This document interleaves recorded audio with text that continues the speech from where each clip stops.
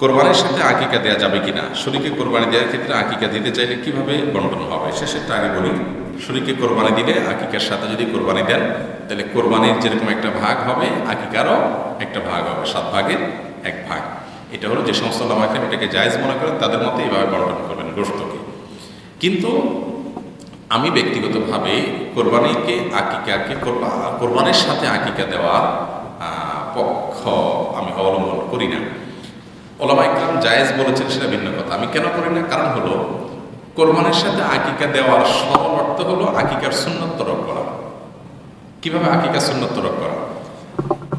এরকম ঘটনা হাজারে লাখে কয়টা ঘটে যে একজনের সন্তান যেদিন হয়েছে 7ম দিনে কোরবানি ঈদের দিন, এরকম ব্যাটে বলে মিলে সাধারণত যারা কোরবানির সাথে আকিকা দেয় তাদের শতকরা 99 জন, বরং আরও বেশি।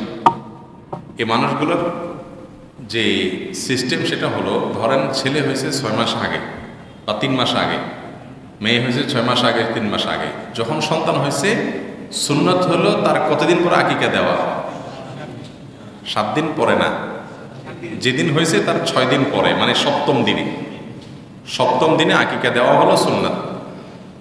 7ম দিনে নিতে না পারলে 14তম বা 21তম দিনেও দেওয়া যায়, এরপরে দিলেও হয়ে যাবে। কিন্তু হাদিসের নির্দেশনা হলো এই দিনগুলোতে দেওয়া। কারণ কোনো কারণে আগে দেওয়া হয় নাই, তিনি পরে দিলেও আদায় হবে। খোদ নবী করিম সাল্লাল্লাহু আলাইহি সাল্লাম থেকে এটা সাহাবেত, সালাফ, অনেক সালাফ থেকে এটা সুস্পষ্টভাবে এই ব্যাখ্যা প্রমাণিত যে হ্যাঁ, কারণ ছোটকালে আকিকা দেওয়া হয় নাই, বাপ মা দিতে পারেন নাই, বড় হওয়ার পর আকিকা দিতে পারে, অসুবিধা নেই। সেটা হলো না দেওয়া হলো, কিন্তু সাধ্য সামর্থ্য থাকলে 7ম দিনে আকিকা দেওয়া হলো সুন্নাহ। এখন আপনি কোরবানির সাথে আকিকা দেওয়ার জন্য যদি অপেক্ষা করেন তাহলে কি হবে? ওই সুন্নতকে জবে করতে হবে, এই সুন্নতকে বাদ দিতে হবে। 2 মাস 3 মাস 4 মাস 5 মাস পরে কোরবানি ঈদের সময় আপনি আকিকা দেবেন, এটা তো হলো না। বুঝতে পেরেছেন কথা? এর বাইরে কোরবানির পশুর মধ্যে আকিকা মিশ্রণ করা যাবে কিনা এটা নিয়ে দ্বিমত আছে।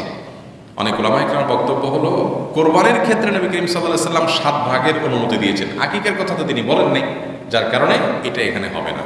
তবে হানাফি মাযহাবের ওলামায়ে কেরামের মত হলো জায়েজ হবে। এর দলিল হলো, যুক্তি হলো যে কোরবানি এবং আকিকা একই ক্যাটাগরির ইবাদত। কোরবানির যেহেতু 7 ভাগ চলে একটা গরুতে, আকিকার 1 ভাগও সেখানে চলবে। এটা হলো একটা মত, কিয়াসের ভিত্তিতে হাদিস থেকে উলামায়ে আহনাফ এই দলিল নিয়ে থাকেন। যাই হোক, খোলাসা কথা হলো আকিকা নির্দিষ্ট সময় দেওয়া উচিত, এটাই হলো সুন্নাহ। এটাকে বিলম্ব করে ঈদের সাথে মিলিত করা সুন্নাহর খেলাফ।